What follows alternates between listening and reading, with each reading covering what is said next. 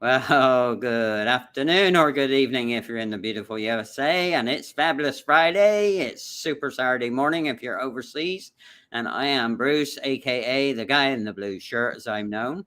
My method is simpler, faster, better, and I use that to do process cleanups or some other things called Ignite, which we may or may not talk about later. And I am blessed to have my process guru on the business valuation side, Mr. Damon, all the way from the West Coast. Well, thanks for having me, Bruce. Oh, you're welcome. Hey, what's this? Our third?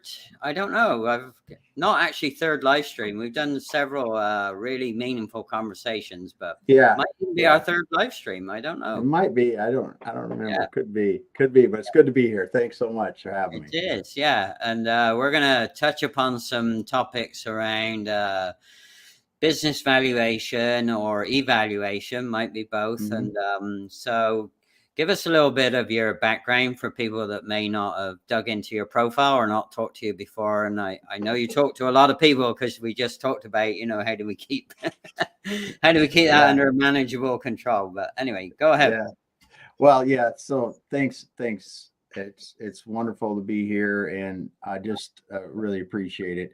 So we, uh, what I grew up with. I went to school for mechanical engineering, right? I Uh-huh. started working in factories, and pretty soon I was lucky. I was in a fast growing company. I was able to start building facilities, managing facilities, and pretty soon I was running manufacturing businesses. And Hmm. um, by the time I was 30, I had built a facility and was running it and I ran that for about 5 years and doing that. And then I started running after that. It was a family owned business, great family, love them, still talk to them today. Hmm. I moved into a different business, and I started running businesses for investment owners and then private equity, and we different businesses throughout the rest of my career working for people. I was working for investment owners where we were building value, selling, buying businesses, and doing those kind of things. And I always really enjoyed the transaction process. I like building the businesses, and I like selling them, and I like buying them, and I like the diligence and figuring out making them better because it has a lot of processes. There's a lot of Yeah. process work in it, right? There's a process to due diligence on a business to buy it. There is a process to build a business when you're going in and doing these things. And I learned a tremendous amount from the investment owners because good investment owners have a sound process behind how am I going to put the people in place and put the systems in place to grow this business to the value they want. And I got to learn that from the inside out. And I was like, man, this is really cool. And I realized that private business owners, not investor owned businesses, a lot of them just run it a lot differently than Hmm. that. And Yeah. I said, I was about 35 and we had just finished the first transaction I ever did. And I said, man, someday I want to do this for people because it's so much fun. Hmm. Well, it took me 20 years to actually get to that point. And we started Exit Your Way um, 2015, 2016, something like that. And that's what we're doing. We're helping people plan out where do you want to go? How big is your business today? Where do you want to go? And who are we going to be? Who is your buyer? Because what we learned a lot in the private equity or investment owned business is that knowing who that buyer is early and making sure your business is ready Right. for them Hmm. is one of the key ways to increase your business value because people don't want to buy something that they have to, that's not familiar or not Right. ready. Yeah. And Sure. especially when you're spending tens of millions of dollars or millions of dollars, Mhm. whatever, a lot of money, it doesn't happen quickly. So we started doing that and we've been having a ball doing it. And we have processes inside of our company to do that. And, we're going to talk about business valuations today, and that has its own processes that you have to follow. And Right. I think we see it every day. Well, I wanted to touch upon a little couple of things that is notable about your story because I think we both see this as, people think that to get to where you really want to be, there's no overnight success, right? So you had a vision, you knew what you were passionate about when you were around 35, and you mentioned it took you 20 years to get there ish to really Yeah. go after it, right? So But that, what a great, what a great, powerful reminder, right? That, if you are passionate about something and you really, really want to do it, it will happen, but sometimes it takes time. And sometimes it takes effort.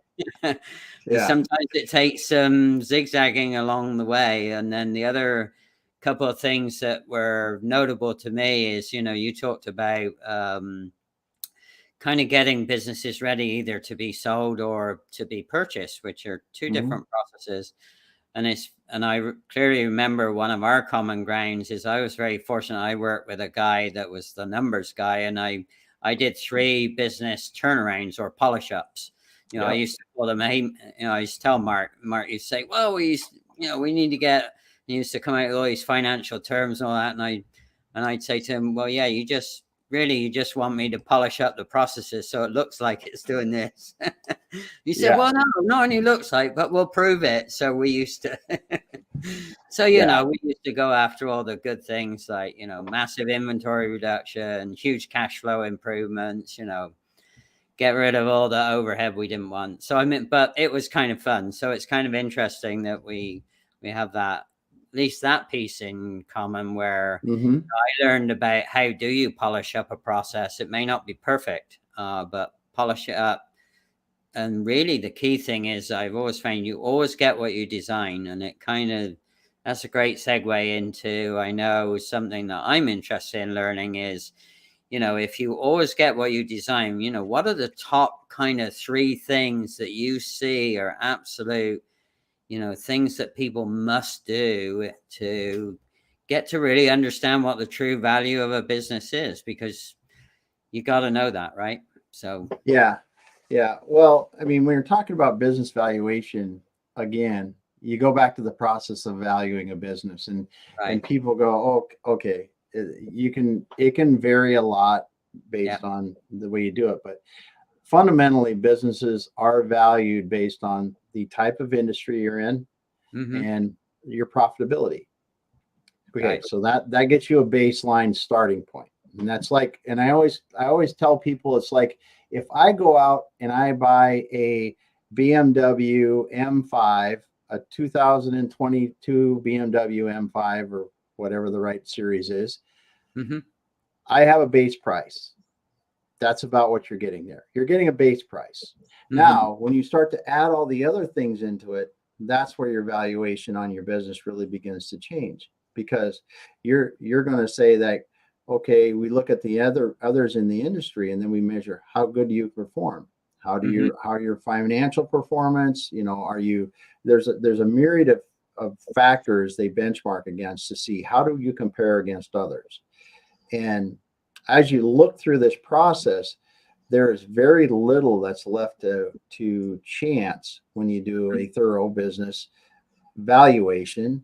And because it takes an evaluation of the business and processes to really get there and get into the details you need. So when you look at the 3 things that are key, it's when business valuation outside of process, and we'll talk about process in a minute, it's really when you look at it's profitability and risk on a customer side, risk on a supplier side, and risk on a human capital side. Those are the 3 things that really affect the value of the business the most. And it's like said, the profitability gets you there, but if your ownership or there's key people that are just, your business would fall over if they, or just die if they died or left, that's a big risk to your business. Same thing with customers. You look at that kind of thing. Suppliers, the same thing. That adds so much. So when you look at that, the diversification of suppliers. So for example, if you're in the aerospace industry and you only have one place you can get a piece of the right metal from, right, in the world, that's something that's not very attractive to somebody else that's going to be buying a business, even though you may have done business with them for 20 years. It still doesn't. And the reality of that is that actually happens. And people, there are some precious metals like titanium and Inconel that. Yes. Oh yeah. When Yeah, I ran this is in the old ages when they were still producing F-22s. We did some big bone parts when I was running a CNC machining company, and we had one place in the world that made the titanium, and then they had another place that we could get it from, but one place was like 50 some weeks out and the other place was 100 and some weeks out. It was nuts. But yeah, you're right. There are some times when you are that limited, and people understand that in the industry if you're going to do that when there are those extreme cases. But so those are the three. Go ahead. Yeah. Go ahead. No, I was going to say, so those three components they're pretty flexible in some ways and fluid as well. But and I know this is a tough question. What sort of time frame? So again, I'm fortunate I've been inside of turnaround companies, but for people that might be watching or particularly listening to the replay, what sort of a time frame for exit your way the way you do it? What sort of time frame? And I guess that depends on the type of business as well. So yeah, it does. It does. But we typically say that it can take 18 months to 3 years, because and realistically though, if somebody is considering a business exit and they are going to be exiting for more than $10 million, which a lot of manufacturers are, this is face it, just because of the capital investment, there's going to be a lot of transactions that are larger than $10 million. They really should be talking to a very sophisticated tax attorney 10 plus or 5+ years ahead of that, because in the US right now, there are so many things that those tax attorneys can do prior, but they have to have 5 years waiting period prior to the sale. They can mitigate $500,000 or more sometimes in taxes just by doing some things that early. So it's significant. I mean, I wouldn't if it was 50 or 100, but it's sometimes you get larger transactions, it's millions.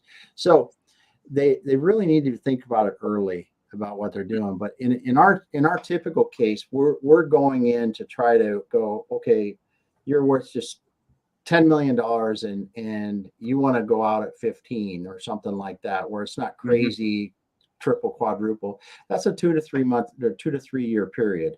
And it revolves around primarily getting the right people on the bus. But the thing that really fuels the whole process is fuels the whole system are the processes that you have to put in place, because typically the businesses don't have these growth systems like we talk about.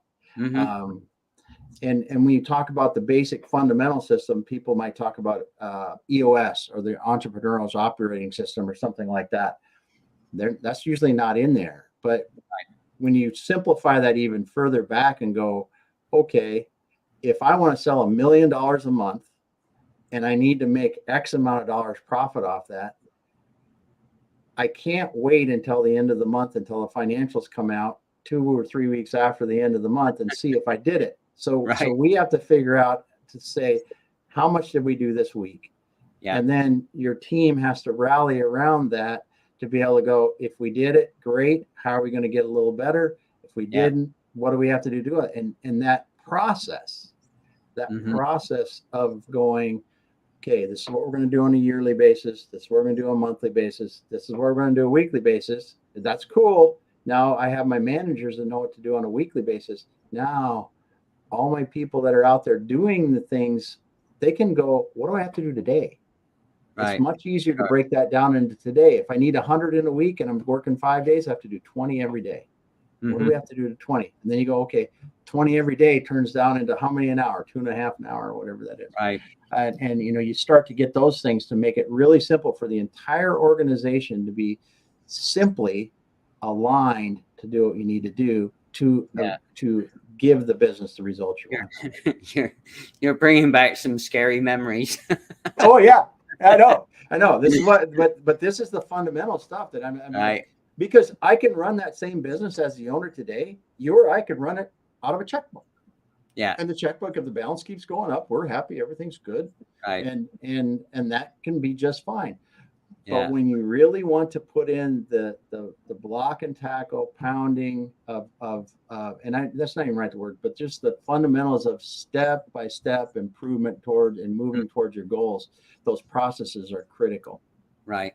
Well, again, without getting too technical, but one of the turnarounds I know I did with Mark. Mark was a brilliant accounting guy, and he was also real hands-on. He would actually get out of his nice office and come walk the floor with me, which I loved because Mark would say, "Well, I understand why. What does this cost, or Bruce, why are you running negative on this?" It's like, here, come on. So I'd have to kind of show him, but I've never forgotten. I can't remember if it was company 2 or 3, but it was real traditional. We do the month end close. And then on day 6 or day 7, everyone be like, nobody wanted to come to work because that's when the P&L, profit and loss, the numbers came out. It was all like batch accounting. Everyone was batch. It was like, and it was either, oops, oh dear, we didn't make it, or yay, we made it. And nobody really knew. So it was so Mark and I got kind of, well, we didn't like that nervous day. So, and everybody, and it doesn't do your people any good either, because the people think, oh, we had a great month, great time, and then they see the numbers and it sucks. It's like, oh my god.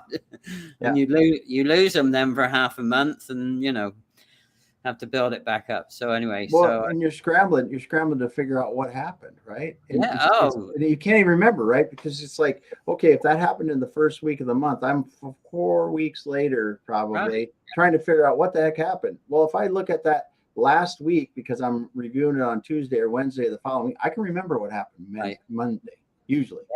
So I've never forgotten. Mark came into work one day. All at say, he said, Bruce, he said, because we were like halfway through our flow system. We were batch and we were converting to single piece flow.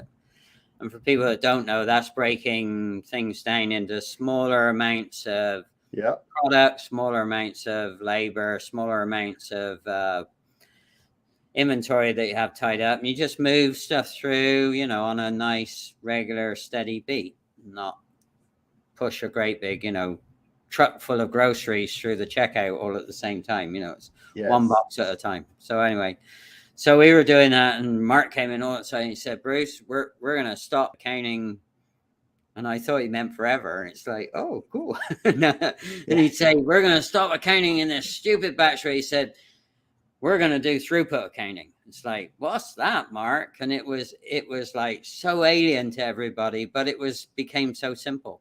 And it was amazing because actually we didn't do it, but we could, if we wanted, we could do a press of a button on Mark's magic process that he had, which was basically really complicated spreadsheets. And we could run a profit and loss on every machine center every day if we wanted. So it was like, so it was like revolutionary. Like we had the information and it's, I've never forgotten, some of the most quiet people got really excited because they could see the information. They could see that yesterday they thought they had a great day, but it wasn't such a great day. And then other days they thought it was a mediocre day and they had a great day. So the point about that is we start to empower our people with some basic information in a very timely manner. Go ahead. You're excited. No, and you because what you did is you showed them the success, what success looked like, and you gave them a simple measure that they could look, because everybody wants to know if they're being successful or not. And for how many years we talk about accountability, right, and all this kind of stuff. And really, you don't have to talk about accountability. You simply have to show people what success looks like for them and let them have a nice measure or an easy way to understand if they're there or not. They'll take care of the rest. The accountability takes care of itself. Yeah. And, it's funny because I was, there's only in my experience about 99% of the people will always figure it out. There's that odd 1% that either in the wrong place at the wrong time or in the wrong job or they just, and I used to try and get them a job at my competitor. So that's how I used to deal with those guys or gals that didn't want to play. So it's a good way to do it. Yeah, well, let the competitor deal with them. I didn't want to deal with them, but no, but you're absolutely right. When you empower people with very simple, and we had to do a lot of visualization systems, Yep. very simple. Yep. We didn't actually overwhelm them with all the money, but we Yeah. we got them to see really what value are they adding at each step of the way. And I Yeah. mean, that's throughput accounting. Yeah. And even though it was daunting and it was tough, the point about that is that we got to be successful very quickly, a lot quicker than we ever thought. And what was very interesting with that is we got to be so successful so quickly that we were taking market share from our biggest competitor, which is, Yeah. that was the strategic plan anyway. It just happened way Yeah. faster. What we didn't foresee is a competitor came along and hostily purchased us. Mm-hmm. So Yep. maybe that's a good segue into, there's different types of businesses and how Yeah. you might handle valuation for those. So, Well, yeah, and when we talk about process, we were going to talk a little bit about how processes really affect valuation. And now, if you think about the examples we were talking about, where you've got some rudimentary, right? We're not talking about a huge computer system that you're, no, but it's a simple system that people right, understand. Hey, did we meet the goals today? Did I on the floor make the goals today? Did we as a right, group make it this week? And then again at the end of the month. And we all know this stuff. Those simple systems translate into a higher, first of all, I always believe a higher performing company, which will increase the value. But right. also then when a buyer looks at your company and they say, well, how do you manage your company? Mm-hmm. What's the person that doesn't have something, the owner's that doesn't have something that in place going to say? Well, I walk around and I talk to people and we get the financials at the end of the month. Mm-hmm. That's cool, and that might be effective for you. That's one way. Now, it's one way. And then when they talk to the person that's got the system, where we say, well, this is what we do. We've got a budget. We go over it weekly. This is taken down to the daily level. And just listen to what I said there. What would you rather buy? Would you rather have someone that's got a playbook that you can follow, that you're going to do it, or something you're going to have to learn from beginning to end? Right. That really translates to a tremendous amount of value across an organization when you think about that's just one piece of the business. When I do that in my R&D, when I do that in my manufacturing, when I do that in my county, if you apply processes across the organization, even in your human resources, your recruiting, all these things, it adds tremendous amount of value. So when you're doing these valuations, those are the questions that are asked. And we ask, do you have process and procedures for this department? Okay, let's see them. Let's see them here. Let's see them there. Show us what you do. How do you do this? Do you use the annual budgets? Do you do those kind of things? And it all adds to what I said before. My base M5 is X $1,000. Right. But then I go, did I really soup it up, or did I really, get the sub base model, or whatever you want to say? And that's where the valuation in business can swing. They can swing 50, sometimes even more percent, just based on that. Right. And Well, go ahead. Yeah. No, go ahead. Well, the flip side of that you hit upon, which is at least in my experience, very prevalent in multi-generationally owned companies, is that when the ownership are really steering the ship all of the time, day by day, that's a huge risk because and unfortunately, again, in my experience, I've seen this happen. I've actually seen where father of 4 boys, father would run a tight ship, and he would actually, hello, Wendy, welcome. Hey, Wendy. So Wendy's an entrepreneur. So nice. Yeah, she's a young entrepreneur, got an interesting product. Anyway, and unfortunately, I saw this happen. Father used to run a tight ship. He did the daily walks. The sons used to follow, but they didn't really know what he did. And unfortunately, one night he went to bed and he had a massive heart attack, and he didn't make it. And I was with them at that time, and they were lost. I mean, terrible situation, but because they didn't know what the father's processes really were. He was doing all those processes in his head every day. Yeah. And because he designed the company, again, you always get what you design. He designed the company around his personal intellectual style and property. And so when he wasn't there, the thing tanked. It was, and I've never forgotten, the kids were not only the trauma of losing their father, but, trying to keep up running the business was a nightmare. Yeah. It was good for me because I was there helping them out, getting some rapid processes in place. But so but you're exactly right. That ownership involvement, whether it's family business or not. And we'll talk a bit about the family business, but that ownership involvement or ownership, the dependency of the business on the owner, that's what we call it. Yeah. And the more you can get the business so it's not dependent on you and it can run without you, just take a test. We always take the test. Can you go away for 2 weeks and then nothing really happens? And then you go, okay, now can you go away for a month and nothing really happens? Right. And you can really kind of see the difference between the two. And the people that can't, we know that there's more work to do. And sometimes really, like in a family business situation, I was fortunate, and it's timing, it's crazy on this, but last night on the Face of Business, I interviewed Mark Kramer. He's out of New York and he deals with family businesses. And the dynamics in the family business are such that the value, the way the business are all set up, you have all these other factors you need to deal with too, because if I have a family business and it's a big family business, I might have 27 family members working in this business, right? Absolutely. Yeah. What's going to happen if we sell this business? Are all 27 going to be rolling out because they got a big paycheck? How many of them are owners? There's just a lot of complexity into this for a buyer and to understand that from a value standpoint as well, and the risk. Because that's what we're trying to value in is how much risk is there in the business. So it is really, really interesting too. And then too, when you talk about that risk and what we have to adjust value, because it's not, with more risk, it's not going up. I'm just going to tell you, it's not going up. So it's going down, right? So So what does the owner think when they're having us do evaluation? And we go, God, you had 27 family members in here. We're gonna have to, the value is going to go down 20, 30%, 40%, or maybe it's not even sellable at that point. Right. And it's really a hard pill to swallow.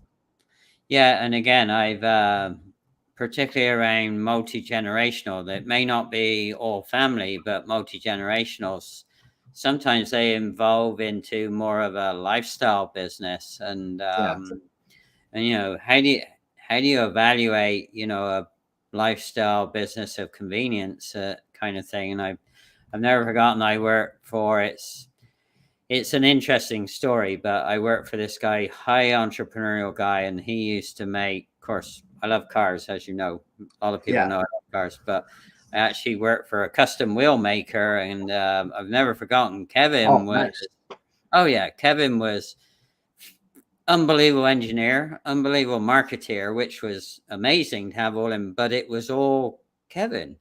And I used to try and fathom out, well, what do you really want the business to be? Well, Kevin ran this custom wheel business, number one, because it attracted a lot of brand ambassadors in the rock and pop and sporting industry, because he used to give up their flashy wheels and everything. So, and it was in California, of course. But more importantly, it was all about, for Kevin, it was all about financing his boat that he used to invite all of his customers to. So it was, there's nothing about business growth. It was so trying to unscramble, because he used to say, well, I know the business is not very effective. And it's like, so trying to get inside of his head and unscramble, because he really didn't have anything recorded. He knew what to do, and he knew how to make it happen, and he knew all the best people to put on, this style of wheel versus this style. He knew all that, but none of it was, there was no standard work, as I call it. It was like incredible. So that's a great example when you get inside of a lifestyle business. That was super difficult to unscramble. So, and again, that's one of the things asked for. Show us your standard work instructions. Show us how you do the business, because your business is not repeatable and therefore much, much, much less valuable or not sellable at that point. Yeah. Well, and again, I was That's why I was there. I was fortunate Yeah. to be Yeah. invited. Yeah. In fact, it was kind of an amazing success because, again, he went from making four wheels at a time, which is, most vehicles have four wheels. And so if you wanted to customize your wheels, you had to do them in fours. Well, we Yeah. figured out actually you could do them in ones. So that was a huge change, going from because every single lot or every single customer's work used to be in four wheels. Well, we broke it down into one wheel at a Yeah. time. And Yeah. we would mix them up. We would mix up all the different customers, Mm-hmm. mixed model, single piece flow line. It was a great Yeah. success story, but it took a lot of hard work getting there. Oh, no doubt. No doubt. That's But hey, cool. I got to see some cool yachts and some. I went to the IndyCar race with him once, and he Oh, sponsored one of the teams, so that was kind of cool. That was oh, early nice. on in my adult life here in the USA. So Good stuff. Good stuff. yeah, sure. Yeah. So you look at the business valuations again, it's the lifestyle business, the family owned business, they all have their nuances when it comes to the value Right. and you can really enhance them with the right processes and putting things into Sure. play that make it easier to run, easier to manage. Right. So I don't want to be abusive of everyone's time. So a couple of thou shall not do's. What are some of the things, particularly as we were talking offline, particularly we kind of sort of seeing the light, maybe post pandemic is coming a little Yeah. bit now. So what are you saying? What would be some, hey, don't even think about doing, what are some thou shall not do's as the Well, landscape's changing? I think, business is not changing back to the way it was 3-4 years ago. It's not. Don't think it Right. is. I mean, if you started to adjust things during COVID, to be more digital, continue Mhm. down the road. Don't just stop and say, "Oh, we don't need to do that anymore," because you may not see it in the time that you have the business, but I guarantee your buyers are thinking about it. It's a Absolutely. huge thing. It's a Hmm. huge thing because it's not about what the business does today to them. It's what the potential for it to do it tomorrow, and Right. and that's what they're really looking at. That's one of the biggest things that we see, and then it's the second thing is really now with the situation as it is, it's not changing the way you look at your human capital Right. because you're the people, we've said this for years.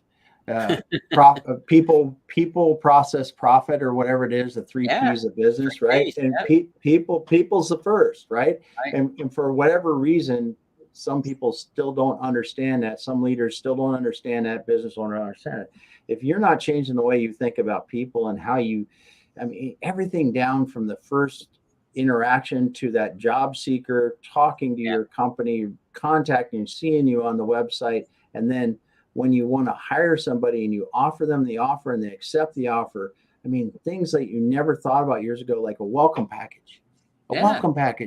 with a hat or a shirt or a gift and showing them where they're going to be working with video and this. There's so many things that you should be doing that we never considered 15 or 20 years Right. ago. That if you're not doing that now, you're losing people. Your Yeah. turnover's going, and those aren't the people that you want to lose. These are the people that you really want to keep because people are moving now, not necessarily because of money. They're moving because of experience. They Yeah. want a better place to work, Hmm. and that's a huge thing for us. And I don't know what I'd add for the third thing. I mean, I just think you got to be flexible. I mean, Yeah. if someone just says, "Hey, we're going back to 100% in the office just because that's what we've always done." Forget Oh, it. come on. These people got used to that. I mean, for us here in the Northwest in Right. Seattle, right? If I was Yeah. living in Seattle and have to drive every day, it's for me, I live 15, 16 miles from the city. Yeah. That's 40 about a minutes. 40 minutes to an hour drive one Yeah. way every day, right? Yeah. Both in and out. So I've got an hour and a half. I worked for how long and I didn't have to do that. If I Right. can still be effective and we can do it set, 2 or 3 days a week into the office, a couple days extra at home, working. Yeah. Hey, So look, you got Our Dr. Dr. Christie. Christie, hey, her ears must have been burning. Nice. Nice. Offline, she is an amazing leader. Just well, what an action-packed few hours I had with her. We had a great time. So thank you again, Dr. Christie. And again, I've known Wendy for a long time. She's a young entrepreneur, and so I was actually going to maybe give you an idea for the third thing, and it's kind of a co-blend of the people and the savviness and digitization or awareness around digitization. I think that people that are looking to work with corporations are a lot savvier about what the real footprint or what the real culture of that organization really is, because we've moved into an era of social proof, social selling, social marketing, and combinations of all of the things, and it may not be like right in your face, but very subtly, the people that are wanting to align with corporations, I think, are way socially smarter because of COVID. It's forced them, if you didn't want to do the research, if you didn't want to do stuff, if you didn't want to look for social proof, it kind of forced people to do that. And the whole thing around, making somebody do a commute, people are going to say, you know what?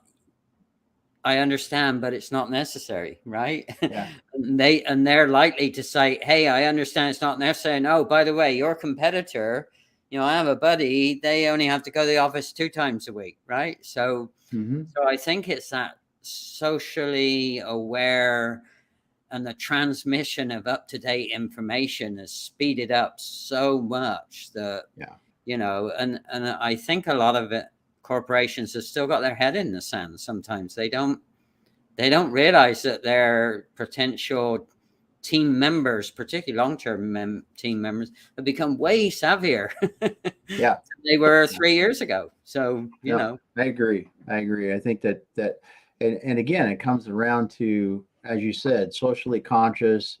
I think your company needs to take a stand on some good, solid community issues and some ways that you're helping the community, because more than ever, people are aware of, hey, do you do community service? Do I get a day off a year to do community service? Because I see so many people now, even my kids, they comment on the fact that, hey, I got a day off for community service. I went and helped at the food bank sorting food or whatever they're doing, and it says, so great.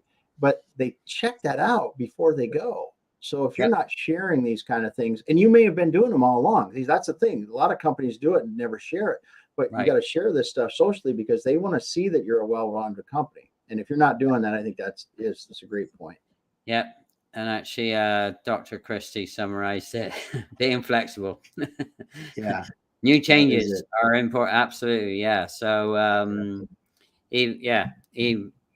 even this year, I mean, I can see in myself, even though I don't want to see it myself sometimes, because sometimes the process guys are the hardest guys to change, right? Because we get kind of locked in real deep and hard. But even myself, I'm exploring completely different ways of continuing to sustain. I have a lifestyle business, and if people really want to know what that is, then get a hold of me after, whether you're watching it live or as a replay. But and so the approach to me around what do I really need, or what do I want to work on, not only as a self-development for me, but what do I want to look at for my lifestyle business in 2023 is completely different than somebody that has a completely different viewpoint or business. And I don't know about you, but what really is starting to bug me is I see people like it's like a one-trick pony, right? One approach. They want to pitch slap you one way, they want to follow up one way, and it's like, what aren't you getting here, people? It's like, just find out a little bit about the person you're going to communicate with or trying to communicate with. So I think that kind of summarizes the savviness of both the employer and the employee. They've got to be in sync, and if you're not, you know what? They're not going to jive. They're not going to dance, and they're not going to want to work for you. So, yeah.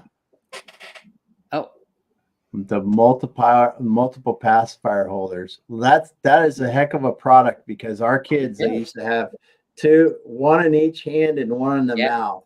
right. I remember those days where it's like, hey, I'm not going anywhere. I'm not taking a chance here. So be sure to drop your link in there, Wendy. I've seen it before, and I've seen Very and talked cool. with her about. Yeah, she's a amazing young entrepreneur. Like, most entrepreneurs, they struggle, and I don't mean struggle in a negative way. Because there's a lot to learn, and she does multiple things like we all do, because you have to put food on the table too, right? Yeah. Yeah. You can be as creative as you like, but if you can't put food on the table, then forget it. Yeah. Yeah. Your creative ideas aren't going to go anywhere. Yeah. So if you don't eat, and you don't sleep, and you don't drink, right? Yeah. All right. So closing, how do people reach out to you to navigate their way through the minefield of business evaluation? What's the best way for people to reach it? You can see my name, Damon Pistolka, Exit Your Way. Find me on LinkedIn, exityourway.com, just like it sounds. You'll be able to find me. I'm the only one with my name in the world, so it's pretty easy. Yeah. So. Yeah, and Damon does a lot of interviews on LinkedIn, or they end up on LinkedIn. So you may not always do them on the software, and I know you use StreamYard like I do, and you're still doing your own show, right? Is it? Yeah, I got the Faces of Business every Tuesday and Thursday at 3:00 Pacific, and then I do on Mondays and Fridays with Kurt Anderson. We do manufacturing e-commerce success, and we're just changing it in August. It's going to be at 12:30 Eastern, 9:30 Pacific, Mondays and Fridays for that. So yeah. So how do you find your people? I mean, I don't know. Wendy's talking about she struggles, and we understand, Wendy. We may not always admit it, but we all struggle. So. Oh yeah. Oh man. Yeah. Yeah. So, anyway, I don't know if you're seeking new. I am. I've always liked to talk to people. I always like to talk to people, because there's some people that I just talk to. Some people I talk to because they want to be a guest on a show like that. But yeah, just reach out to me if you're interested in it. We just like to share stories and educate people on topics, and that's what we do. So it's a good time. Yeah. Thanks for reminding me there to do that. I always forget to throw the pitch out to get a little, because it's fun. Yeah, and I know early on I was always doing the reaching out for people, but now I am so lucky that people reach out to me, and that's the benefit of but that's a process, like my live streams it's all process. It's pretty well disciplined. Well, you were you're the guest, and you saw what went on behind the scenes, and I run my live streams a certain way because they're effective in my time and resources, but I want the guest to have a trouble-free experience of being my guest. Because if you are, you're going to want to come back, or you're going to tell other people, hey, be a guest on this guy's show, right? So, that's for sure. And then, again, like you said, myself as well, there's a process. I have you have an outline that you run through in your head after you do enough of them, and then you do that same steps through to get the show. So all right. Well, slight little change. I'm going to do an outtake because I could never remember my process to say all the things. So let's do it. Let's hear it. It's new. You're frustrated that you have no time and you just hate it. You lost your mind. You're running around the kids and the spouse, and the business that was once your passion has got you burnt out. So, consult with Bruce, the guy in the blue shirt. He'll help you find the truth so that you can do you first. See, it's all about simpler, faster, better, so you can save massive amounts of time and money instead of longing for the day where you can finally kick your feet up. Do yourself a favor. Call up Bruce. He'll tell you about process cleanup.